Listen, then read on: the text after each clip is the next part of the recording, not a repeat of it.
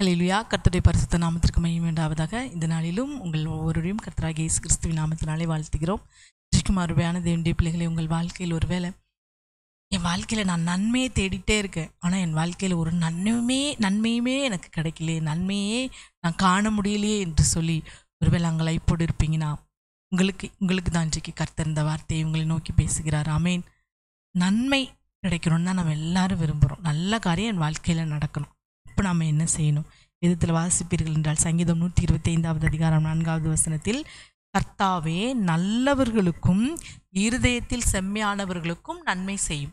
நன்மையை எதிர்பார்த்து கொண்டு இருக்கிற உங்கள் வாழ்க்கையில் கர்த்தர் அவர் நன்மை செய்ய வேண்டும் என்றால் நீங்கள் என்ன செய்யணுமா? நல்லவர்களாக இருக்கணுமா? இருதயத்தில் செம்மையானவர்களாக இருக்கணும். ஆமேன். நாம் இருதயத்தில் செம்மையானவர்களாகவும் நல்லவர்களாகவும் இருந்தால் நமக்கு நன்மை தான் நடக்கும்.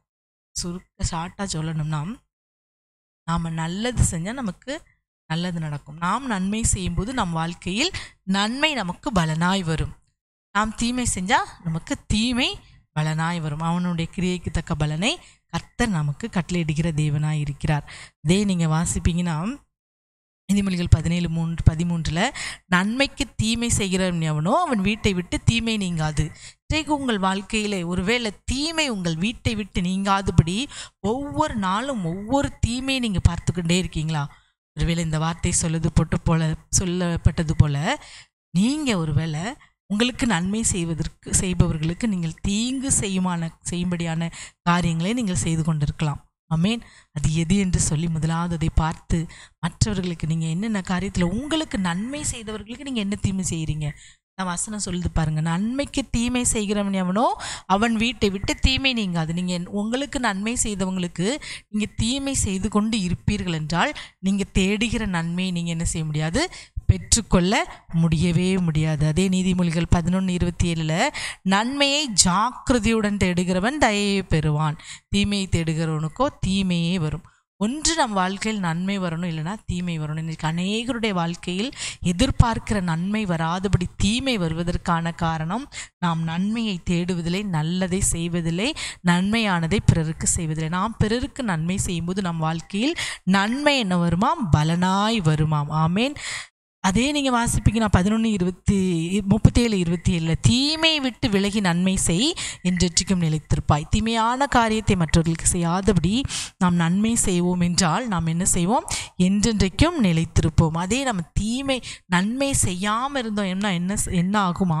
ஒரு வசனத்தில் சொல்லப்பட்டதுக்கு, நன்மை செய்ய திராணி இருக்கும்போது அதை செய்யத்தக்கவர்களுக்கு நீ செய்யாமல் போனால் அது என்னதான்? பாவமாம். நன்மை செய்ய உங்களுக்கு திராணி இருக்குது, ஆனால் நீங்கள் செய்யாமல் போனீங்கன்னா அதற்கு அவங்களுக்கு என்ன உண்டா? அது பாவமாய் காணப்படுமா? ஆதியாகமம் 4:7 நீ நன்மை செய்தால் மேன்மை இல்லையோ, நீ நன்மை செய்யாதிருந்தால் பாவம் வாசற்படியில் படுத்திருக்கும். அப்போ நன்மை செய்யாதிருந்தால் அது பாவமாக இருக்கும்.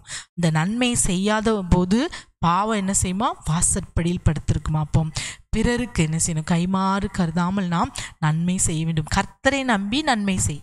இதுக்கு அநேகர் நீங்கள் கேட்கிறவங்க பார்த்துட்டு இருக்கவங்க கேட்கலாம், நான் எல்லாருக்கும் நன்மை செஞ்சதுனால தான் இன்றைக்கு நான் ஒன்றும் இல்லாமல் இருக்கு. இன்றைக்கி அநேகர் நல்லது செஞ்சு இந்த உலகத்தால் புறக்கணிக்கப்பட்டு இருக்கிறாங்க. அவங்களுக்கு சொல்கிற வார்த்தை, இங்கே கர்த்தரை நம்பி நன்மை செய்யுங்க, அப்போது தேசத்தில் குடியிருந்து சத்தியத்தை மேய்ந்து கொள்வீர்கள். ஆமேன். ஆகவே இந்த வேளையில் நீங்கள் யாரையும் எதிர்பார்க்காதீங்க.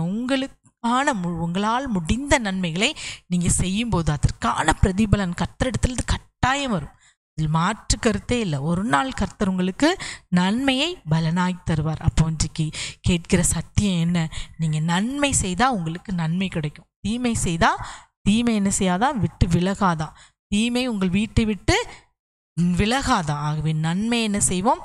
ஜாக்கிரதையாய் தேடுவோம். நன்மை செய்தால் என்றென்றைக்கும் நிலைத்திருப்போம். ஆகவே இந்த வேளையில் இந்த வார்த்தையின்படி கர்த்தர் இன்றைக்கு நாம் நிலைத்திருக்கும்படி நன்மை நமக்கு வரணும்னா என்ன செய்யணும்னு சொல்லி கர்த்தர் சொல்லியிருக்கிற அந்த வார்த்தைக்கு நாம் கீழ்ப்படிந்து ஒப்பு கொடுத்து ஜெபிக்கலாம். அப்பாவுமே நாங்கள் நன்றியோடு ஸ்தோத்திரிக்கிறோம். இந்த நாளிலும் கேட்ட சத்தியத்தின்படி நாங்கள் நன்மையை ஜாக்கிரதையாய் தேடி பிறர்களுக்கு நன்மை செய்து எங்கள் வாழ்க்கையில் நன்மையை பெற்றுக்கொள்ள, நல்ல காரியங்களை, நல்ல பலனை பெற்றுக்கொள்ள நீர் கிருபை செய்யுங்க இயேசப்பா. இந்த வேளையிலும் சொன்ன வார்த்தையின்படியான வார்த்தையின்படியான காரியங்களை எங்கள் வாழ்க்கையில் நீர் இந்த நாளில் கேட்டுக்கொண்டிருக்கிற ஒவ்வொரு பிள்ளைகளுடைய வாழ்க்கையிலும் இந்த நாளில் தேவையான நன்மைகளை செய்து ஆசீர்வதியும், பலப்படுத்தும். என்னென்ன நன்மைக்காக எதிர்பார்த்திருக்கிறார்களோ அந்த நன்மையை நீர் கட்டளையிடுங்கப்பா. நன்மையான எந்த ஈவும் பூரணமான எந்த வரமும் பரத்திலிருந்து உண்டாகி ஜோதிகளின் பிதாவினிடத்திலிருந்து இறங்கி வருகிறது என்று சொன்னீங்களப்பா. இந்த வேளையில் இந்த நிகழ்ச்சியை கேட்டுக்கொண்டிருக்கிற ஒவ்வொரு பிள்ளைகளுடைய வாழ்க்கையிலும் நன்மையை நீர் பரலோகத்திலிருந்து இந்த வேளையில் அனுப்புகிற கிருபைக்காக ஸ்தோத்திரம். நன்மையான ஈவுகளை ஒவ்வொருவருக்கு அனுப்புங்க தகப்பனே. பெரிய காரியங்களை செய்யும் சாட்சியாய் நிறுத்தும். எதிராக இருக்கிற எல்லா எதிரிகளின் சக்திகள் முறியடிக்கப்படட்டும். பெரிய காரியங்களை செய்யும் சகல துதிகன மகிமை உமக்கே செலுத்துகிறோம். இயேசுவின் நாமத்தில் ஜெபிக்கிறோம் நல்ல பிதாவே. ஆமீன், ஆமீன்.